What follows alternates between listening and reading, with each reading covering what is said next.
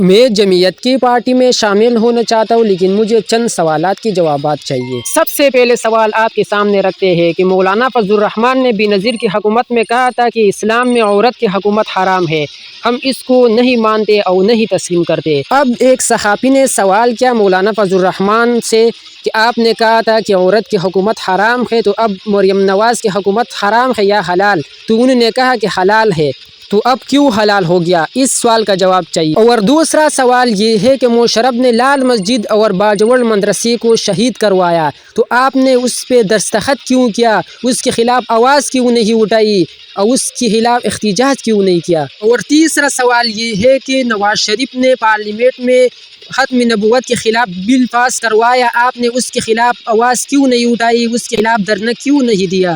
اس سوال کا جواب چاہیے۔ اور چوتھا سوال یہ ہے کہ نواز شریف نے ممتاز قادری کو پھانسی دے دی، تو آپ اس کے اتحادی تھے، اس کے خلاف احتجاج کیوں نہیں کیا، دھرنا کیوں نہیں دیا؟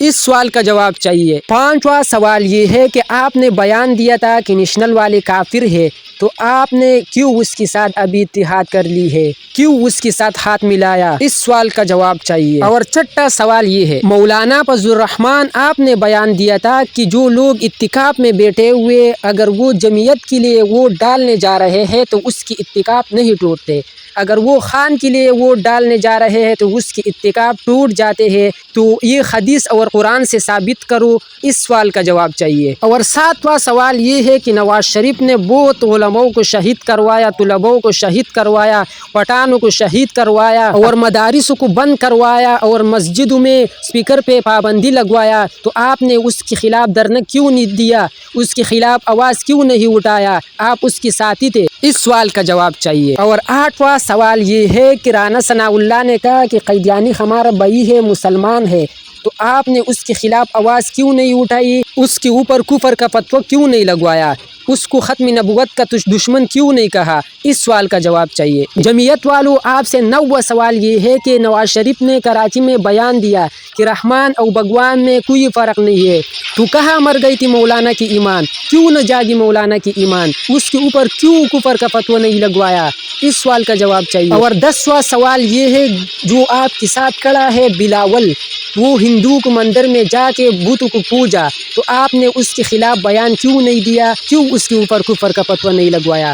اس سوال کا جواب چاہیے۔ اور 11واں سوال یہ ہے کہ مولانا فضل الرحمان صاحب، آپ نے عمران خان کی حکومت میں کہا تھا کہ فرانسیسی سفیر کو نکالو، اگر نہیں نکالتے تو آپ گستاخ رسول ہے، تو ابھی اس حکومت میں شہباز شریف اور بلاول نے گستاخ رسول ملعون فرانسیسی صدر سے گلے لگوایا اور اس سے ملاقات کیا، تو آپ نے اس کے خلاف بیان کیوں نہیں دیا، اس پر کفر کا فتویٰ کیوں نہیں لگایا، گستاخ رسول کیوں نہیں کہا؟ اس سوال کا جواب چاہیے۔ اور 12واں سوال یہ ہے مولانا فضل الرحمان صاحب، آپ نے عمران خان کی حکومت میں کہا تھا کہ یہ حرام حکومت ہے، اس میں مہنگائی بہت ہے، آپ نے دھرنے دیے اور روڈ کو بند کروایا، تو ابھی اس حکومت میں 3 گنا زیادہ مہنگائی ہے عمران خان کی حکومت سے، تو ابھی کیوں دھرنے نہیں دیتے، کیوں احتجاج نہیں کرواتے؟ اس سوال کا جواب چاہیے۔ اور آخری سوال یہ ہے کہ آپ مشرف کے دور میں مشرف کے ساتھ تھے، نواز شریف کی حکومت میں نواز شریف کے ساتھ، زرداری کی حکومت میں زرداری کے ساتھ بیٹھے ہوئے تھے،